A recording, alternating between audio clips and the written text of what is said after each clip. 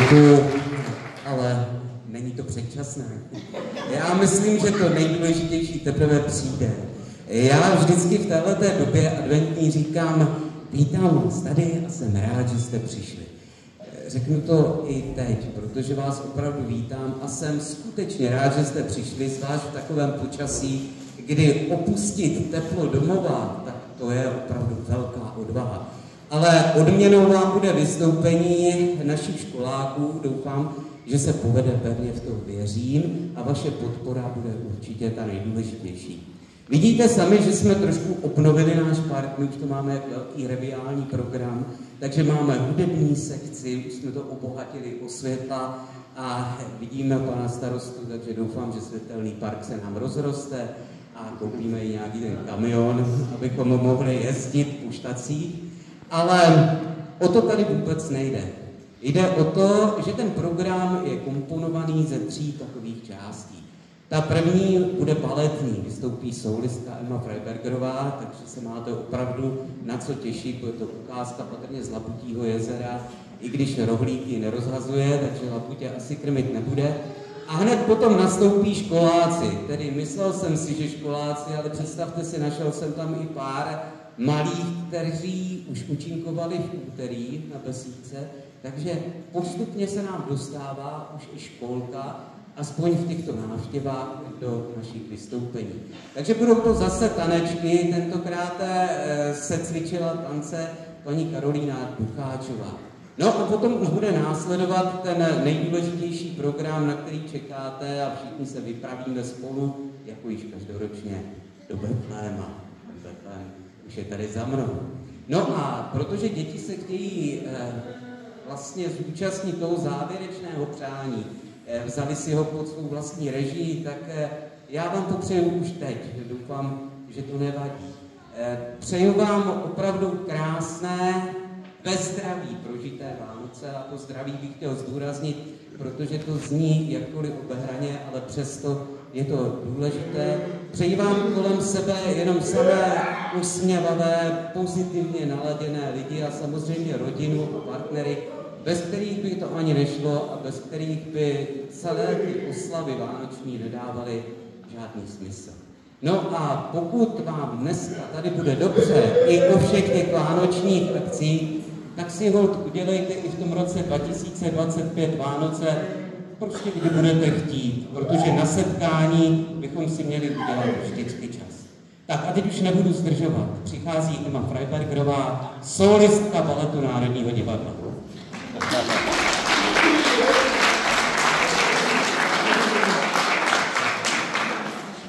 Yeah.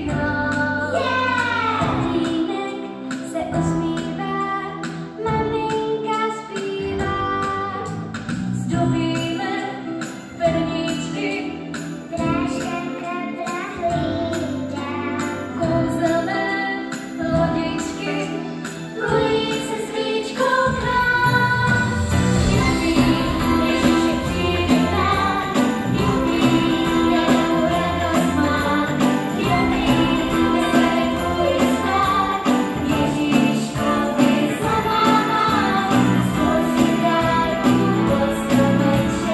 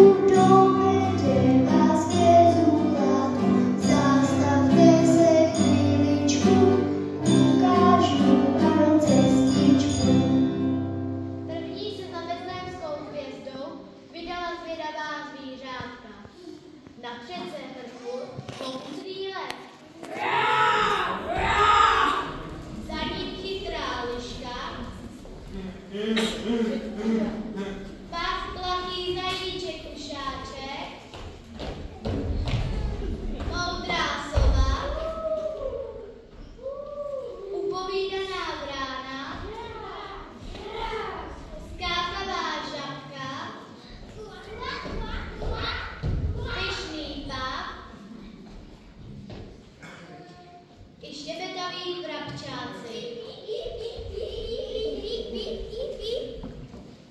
Když došli až k tému vlevo, kde v jesličkách leželo jezlátko, žiraby nakukovaly dovnitř. Děťátko se jim moc líbilo. Všichni ho hned chtěli hlídat a chránit, kdyby mu náhodou někdo ublížil. Jenže kdo by to měl být? Prý. Hlídat budu já jsem nejsilnější. Já nejchytřejší. Já nejrychlejší. Já nejkrásnější. Já nejmoudřejší. Křičeli ostatní a začali se mezi sebou strkat a hádat. Jezulátko sebou nespokojeně vrtělo v jesličkách a betlémská hvězda spustila z hurta.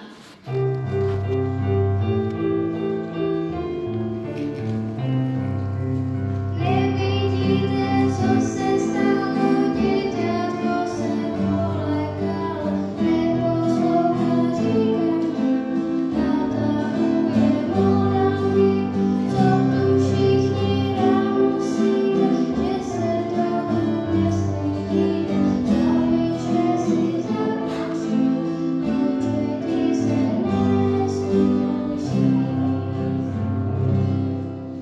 Ale zvířátka jako by neslyšela. Musím někoho zavolat na pomoc. Řekla vyděšeně a rozletěla se na nebe. Prvního anděla, kterého potkala, popadla za milostné křídlo a poprosila ho, aby jí pomohl u jesliček udělat pořádek. Anděl zakroužil nad rozhádanými zvířátky, zamával křídly, až se zvedl vítr a začal jim domlouvat. Nevidíte, že maminka Maria a tatínek Josef nevědí, kam dřív skočit a vy, místo toho, abyste jim ulehčili, ještě jezulátko vylekáte. Zvířátka se zastyděla. Najednou bylo ticho. Anděl usedl na velký balvan jako na soudcovský stolec a nařídil. Budete mluvit jeden po druhém. Každý z vás mi pěkně nahlas a zřetelně poví, co dobrého by pro Ježíška udělal. Já pak vyberu toho, kdo Ježíška bude hlídat. Dojde jako první. Dopředu vystoupil lev. Strašlivě zařval a rozmáhl se mocnou tlapou.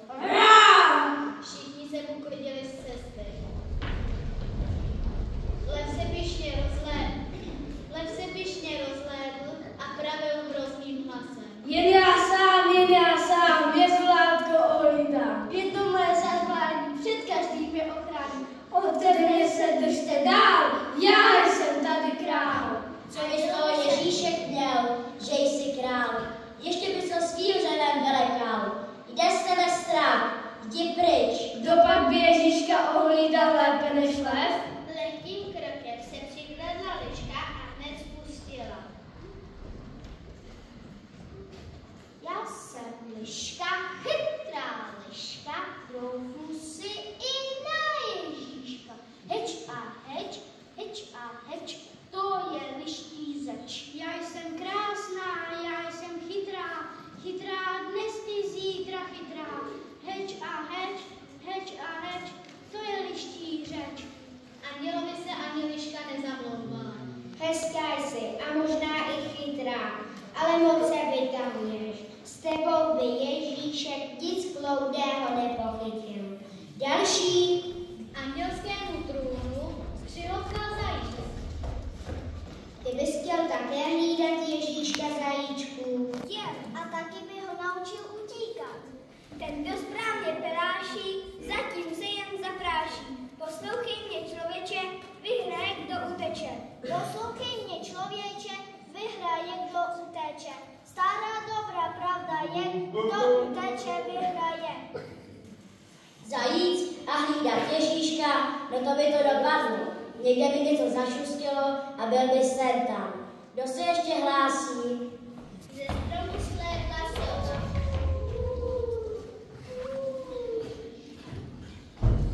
Já jsem svá moudrá, já znám, ta je vědy moudra. Všechno všechno znám, všechno vím, Ježíška to naučí. Rady dávám v noci temné, nechoďte však za mnou ve dne. Všechno znám, všechno vím, v noci bádám, ve dne spím. Tak to by nešlo, milá sovo. V noci musí jezulátko spát a ne poslouchat tvoje rady a moudra. Vyberu někoho jiného. Sotva to dořekl, k jesličkám se přihrnula brána a krákala a krákala. Krák, krák, krák. Každá správná černá brána kráká z večera i z rána. Kráká v noci, kráká ve dne, kráká všude, kam si sedne. Kráky, krák na zova, kráká nejkrásnější pták. I pak by asi jezulátko spalo, kdybys mu ve noci ráno sila. Jsi strašně ukrákaná, tebe taky nevyberu. Žáb! Dopředu přiskákala žába.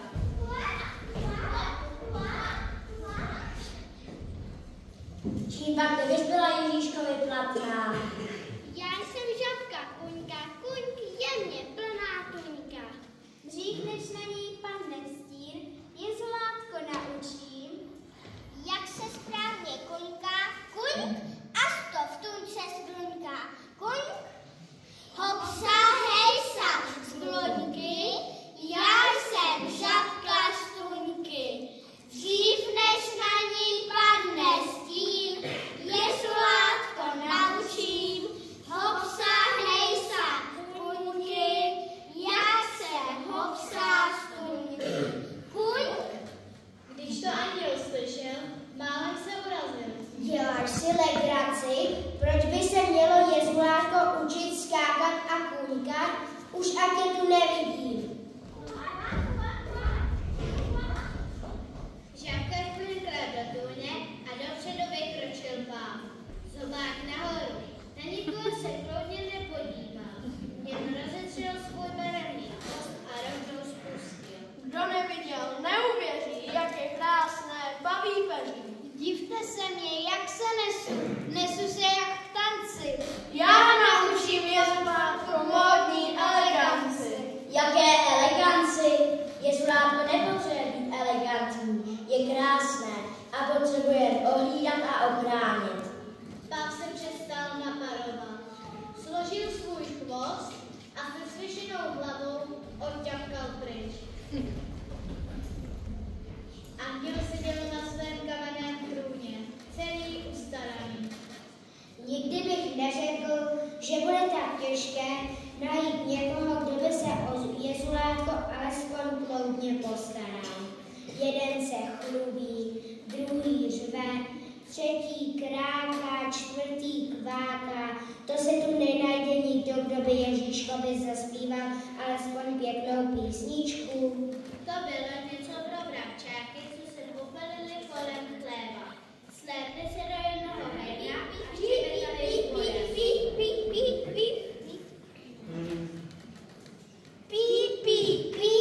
My zpíváme líp. My zpíváme líp. Čimčarára, zpívat nejsou žádné čáry. Čimčarára, my zpíváme líp.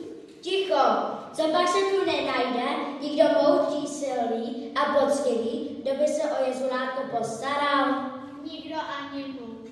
Toň anděl zahlédl, jak se vzadu ve tmě krčí dvě plachá zvířátka. Poslal betlémskou hvězdu, aby na ně posvítila. Stál tam malý šedivý oslík a voleček hnědý, jako čerstvý dolouklutý kaštánek. Stáli tiše, hlavy svěšené a styděli si, že se po nich všichni ohlížejí. Vy byste nechtěli hlídat Ježíška? Chtěli. A co umíte? Nic. Stanem denně časně z rána, musí to tak být. Táhnem vozík svého pána, jdeme orat sít. Od svítání do sedvění nemáme čas na učení, proto dobře víme, že nic neumíme. Vy, že nic neumíte, bez vás by se váš pán nevešel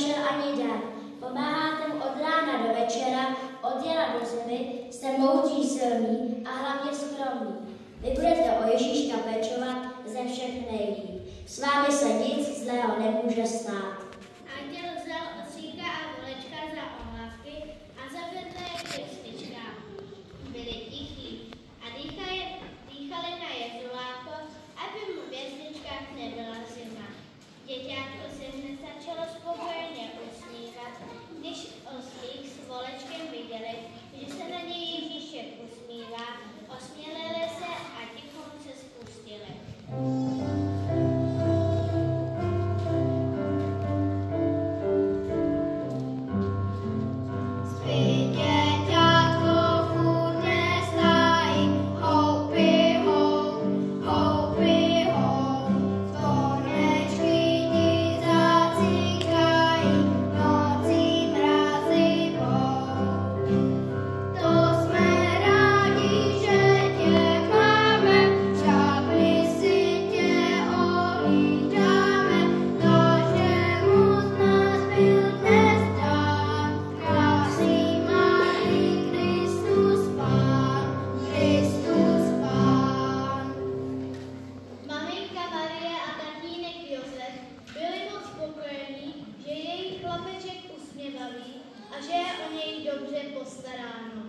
Betlémská hvězda se radostí rozzářila tak, že ji spatřili lidé zblízka i zdaleka. Zdvíhali se v zástupech k jesličkám, aby se poklonili malému jezulátku.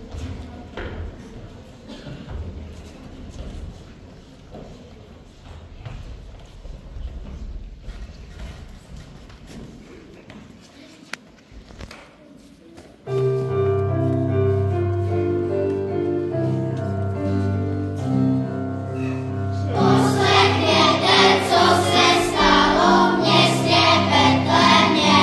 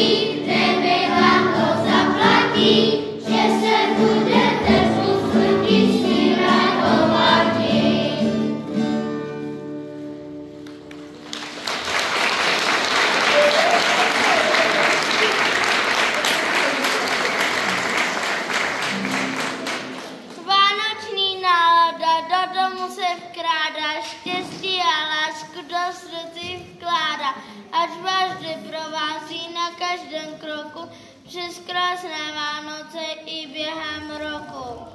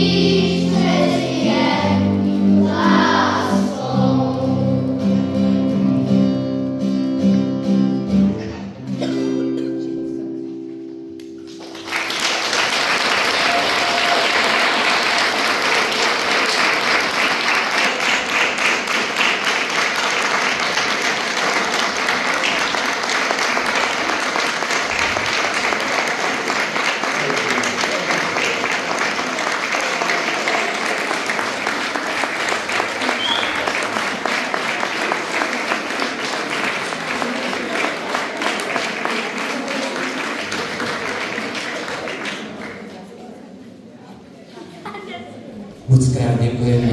To už je opravdu všechno. Přejeme příjemné svátky, úspěšné vstoupení do nového roku a šťastnou cestu domů. Doufám, že se sejdeme dříve, než se